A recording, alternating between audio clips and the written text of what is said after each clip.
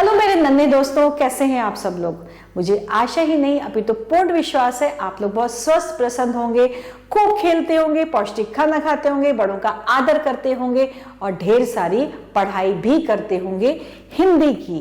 तो हिंदी की व्याकरण कक्षा में एक बार फिर से पुनः आपका बहुत बहुत स्वागत है। और आज हम कराने जा रहे हैं सचित्र हिंदी व्याकरण बाई एडोराइज इंडिया से पाठ 21। और पाठ 21 में आज हम क्या करेंगे, पाठ 21 में हम क्या सीखेंगे। पाठ 21 में हम सीखेंगे बच्चों निबंध लेखन, इंग्लिश में बोलते हैं एसे राइटिंग और हिंदी में है निबंध लेखन। आज हम निबंध लेखन के बारे में बहुत सारी महत्वपूर्ण जानकारी लेते हैं। किसी विषय की अपने अनुभव व चिंतन के आधार पर विवेचना करना निबंध लेखन कहलाता है।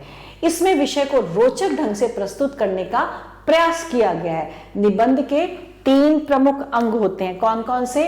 भूमिका, विस्तार और उपसंहार। तो भूमिका में क्या होता है, इसमें विषय का संक्षिप्त परिचय दिया जाता है। विस्तार, इसमें विषय को विस्तार पूर्वक समझाया जाता है। और उपसंहार, इसमें विषय का सार दिया जाता है। अभ्यास के लिए कुछ निबंध दिए जा रहे हैं, जैसे कि सबसे पहले है रक्षाबंधन। रक्षाबंधन का निबंध आप देखिए कि इसमें कैसे करते हैं। सबसे पहले भूमिका। भारतवर्ष त्योहारों का देश है। यहाँ के त्योहारों का उद्देश्य लोगों में एकता तथा मित्र की भावना को बढ़ाना रहा है। इन्हीं पर्वों में से एक पर्व जो परस्पर प्रेम एवं रक्षा का संदेश लेकर आता है, रक्षाबंधन का पर्व है। रक्षाबंधन का पर्व श्रावण मास की पूर्णिमा तिथि को मनाया जाता है। प्राचीन काल में यह पर्व मुख्यतः आर्यों का पर्व था। आर्य लोग यज्ञ के उपरांत रक्षा सूत्र अपने दाहिने हाथ में बांधते थे और एक दूसरे की रक्षा का संकल्प लेते थे। वर्तमान समय में यह पर्व मुख्य रूप से भाई बहन का पर्व बन गया है। रक्षाबंधन के दिन बहनें पूजा करके अपने भाइयों को राखी बांधती हैं व तिलक लगाती हैं। वे उनकी आरती उतारती हैं और मिठाई खिलाती हैं। भाई भी बहनों को उपहार देते हैं तथा उनकी रक्षा का व्रत लेते हैं। भाई बहनों के पवित्र प्रेम के सूचक इस पर्व को राष्ट्रीय त्योहार के रूप में मनाया जाना चाहिए। इस दिन हजारों बच्चे देश के राष्ट्रपति एवं प्रधानमंत्री को रक्षा सूत्र बांधते हैं। भारतीय अभी भी इस त्योहार को पवित्रता और एकजुटता के साथ मनाते हैं। इस त्योहार की छाव में परिवार एक साथ आते हैं तथा मूल्यवान समय एक साथ बिताते हैं। रक्षाबंधन का त्योहार, रक्षाबंधन का पर्व बहुत ही पवित्र पर्व है। वास्तव में यह पर्व देश में एकता की भावना को मजबूत करता है, निर्बलों की रक्षा का संदेश देता है। सभी को इस पर्व को अत्यंत हर्ष और उल्लास के साथ मनाना चाहिए। तो ये था हमारा रक्षाबंधन का। और अब है मेरा जन्म दिवस। इसके बारे में हम पढ़ेंगे निबंध लेखन कैसे है। मैं उस दिन का इंतजार पूरे साल बड़ी उत्सुकता के साथ करता हूं जब सबके आकर्षण का केंद्र मैं होता हूं। सबकी शुभकामनाएं मुझ पर बरसती हैं। सगे संबंधियों मित्रों से मिलन होता है और मुझे तरह तरह के उपहार मिलते हैं।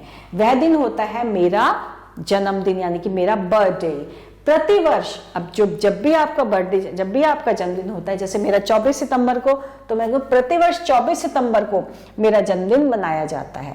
इस दिन प्रातः उठकर मैं सभी बड़ों का अभिवादन करता हूँ, नहा धोकर भगवान की पूजा करता हूँ। वह मुझे क्षमता प्रदान करें ताकि मैं पढ़ लिख कर अपने देश और परिवार का नाम ऊंचा कर सकूं।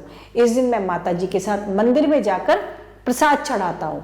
इस दिन मेरे घर उत्सव का माहौल रहता है। रात को मैं केक काटता हूँ और हैप्पी बर्थडे की ध्वनि से सारा घर गूंज उठता है। कुछ लोग तुम जियो हजारों साल, साल के दिनों 50,000 गीत गाकर मेरी लंबी आयु की कामना करते हैं। इस अवसर पर सांस्कृतिक कार्यक्रम भी होता है। मेरे मित्र एवं सगे संबंधी मुझे तरह तरह के उपहार देते हैं। इस अवसर पर उन्हें प्रीति भोज दिया जाता है। मेरी माँ बच्चों को चॉकलेट बांटती है। सब मिलकर तरह तरह के खेल खेलते हैं। वास्तव में मेरा जन्मदिन पर्व जैसा खुशियों से भरा होता है। इस दिन का मुझे बेसब्री से इंतजार रहता है। बच्चों, इस तरह से हम निबंध लेखन कर सकते हैं। अब जैसे तीसरा हो गया हमारी राष्ट्रीय राजधानी दिल्ली। हमारे देश भारतवर्ष की राजधानी का नाम नई दिल्ली है। यह एक ऐतिहासिक नगर है। दिल्ली यमुना के किनारे बसी हुई है। इसका इतिहास बहुत पुराना है। कहते हैं सूर्यवंशी महाराज दिलीप ने इसे बसाया था। धर्मराज युधिष्ठिर ने इसका नाम इंद्रप्रस्थ रखा और बाद में पृथ्वीराज चौहान ने इसका नाम दिया दिल्ली। दिल्ली एक विशाल नगर है, इसकी जनसंख्या 1 करोड़ के लगभग है।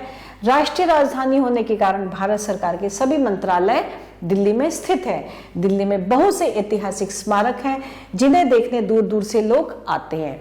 इनमें प्रमुख है राजघाट, शांतिवन, विजय घाट, लाल किला, कुतुब मीनार, जामा मस्जिद, पुराना किला, हुमायूं का मकबरा आदि।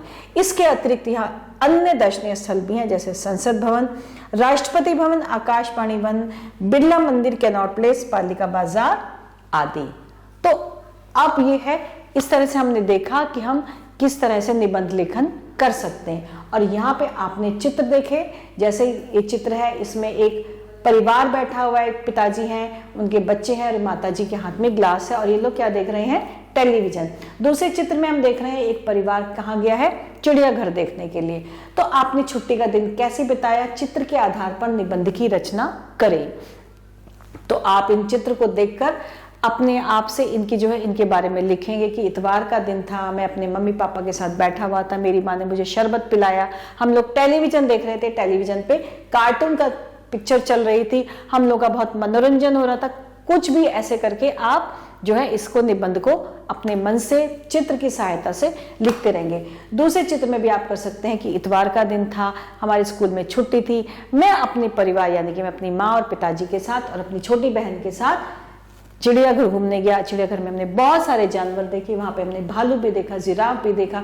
इस तरह से हम चित्रों को देख देख कर हम निबंधों को लिख सकते हैं। और इसके साथ ही हमारा ये आज का पाठ निबंध लेखन समाप्त होता है, खत्म होता है। लेकिन बच्चों एक चीज है जो आपको करनी है, इसको पढ़ना है, इसमें लिखित अभ्यास करना है। जितना आप लिख लिख के अभ्यास करेंगे बच्चों, उतना ही आपको बहुत अच्छे से समझ में आता रहेगा।